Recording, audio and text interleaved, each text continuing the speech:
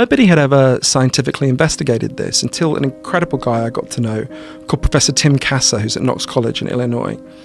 And Professor Kasser made some really important breakthroughs in this. So there's two ways.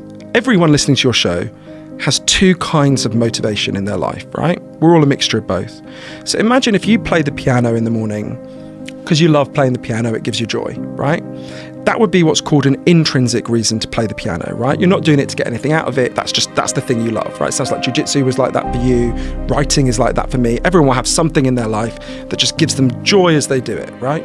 Okay, now imagine you played the piano, not because you love it, but because your parents are massively pressuring you, it's their dream for you. Or in a dive bar that you can't stand to pay the rent, or to impress a woman, right? That would be what's called an extrinsic reason to play the piano, right? You're not doing it because that thing gives you joy, you're doing it to get something further down the line, right? Now, obviously, we're all a mixture of both, but Professor Kasser showed a couple of really interesting things. Firstly, the more you are driven by extrinsic values, the more your intrinsic values are starved, the more likely you are to become depressed and anxious by quite a significant amount. He also showed, as a culture, as a society, we have become much more driven by these junk values, right? We've become much more driven by, think about how Instagram makes you feel, sure, right? We've become much more driven by this hollow external sense of, think about something as simple as, a little while ago, I was at Elton John's last night in Caesar's Palace, right? Amazing thing to be at. And about half the fucking room is filming it isn't even looking at Elton John. They're just watching it through their phone. Now that's a small example, but you can see what they're doing. In order to display their life, to invite envy from other people, they are not living their life. No one wants to watch your shitty video of Elton John. There's thousands of videos about Elton John that are much better than yours, right? Why are you doing that? You're never going to watch it either.